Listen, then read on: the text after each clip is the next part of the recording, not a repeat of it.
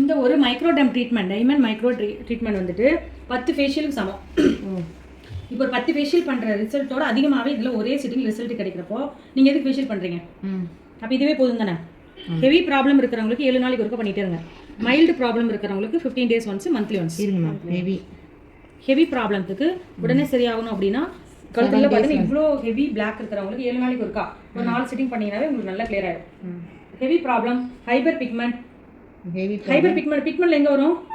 இந்த இடம் ஹைலைட் ஏரியாவில் தான் வரும்.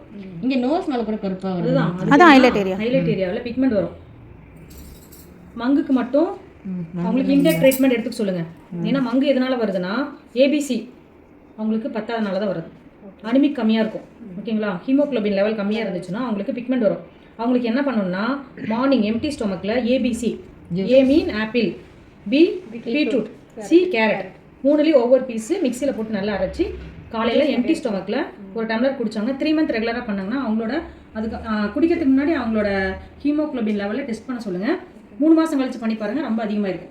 அது பண்ணிவிட்டு நம்ம இது பண்ணோம்னா ஹைப்பர் பிக்மெண்ட் வந்து நம்ம என்னதான் மேலே கிளியர் பண்ணிகிட்டே இருந்தாலும் உள்ளே இருந்து அவங்களுக்கு ஹைப்பர் பிக்மெண்டேஷன் மட்டும் வந்துகிட்டே இருக்கும்.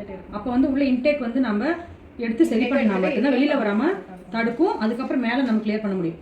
அந்த ஒரு ட்ரீட்மெண்ட் மட்டும் 2மே பண்ணணும். இன்டேக் எடுக்கணும், அவுட்டேக் எடுக்கணும்.